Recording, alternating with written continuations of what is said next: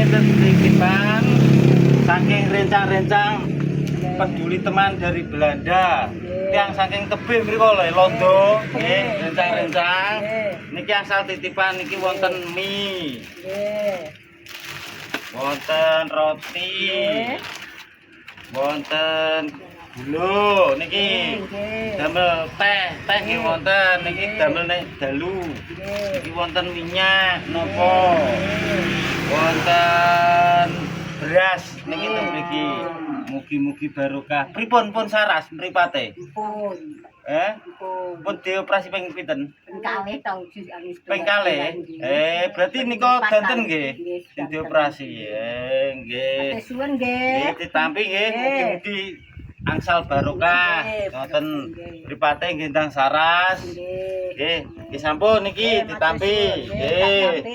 Bareng. Nggih. Asal titipan saking rencang-rencang mriku lho, peduli teman dari Belanda saking Londo tebih mriku lho. Nggih. Niki wonten sembako, enten roti. Nggih. Wonten mie. Wonten kecap. Nggih. Wonten minyak niki. Wonten teh damel ngeteh nek dalu.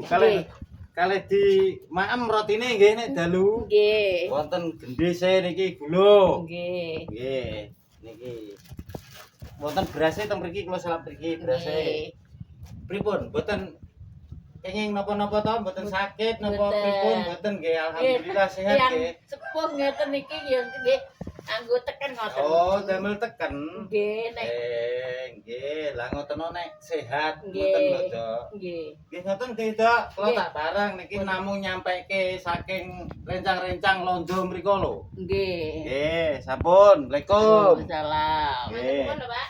Matur nuwun, Pak. Matur nuwun, Pak. Salam. Nggih, niki angsal titipan saking rencang-rencang peduli teman saking Londo mriku lho. Enten titipan sembako. Nggih, makasih. Ditampi nggih niki wonten mie, Dok. Wonten roti, nek damel nek dalu. Nggih. Napa teh nggih wonten. Makasih. Nggih, niki enten minyak, enten gendhise, Dok, teng lebet nggih. Nggih. Mugi-mugi barokah. Amin. Mboten sakit napa-napa to? Mboten. Alhamdulillah nggih. Nggih. Saras nggih. Nggih sehat. Nggih mugi-mugi nggih ngoten. Nggih. Dongakne rencang-rencang saking Londo niki saged cathah rezekine. Jengben-jengben mbok menawi enten rezeki malih saged maringi sembako malih. Ngoten nggih, Dok. Ditampi nggih. Nggih. Mugi-mugi barokah. Nggih, ngoten, Dok. Bareng. Nggih. Nggih. Assalamualaikum. Waalaikumsalam.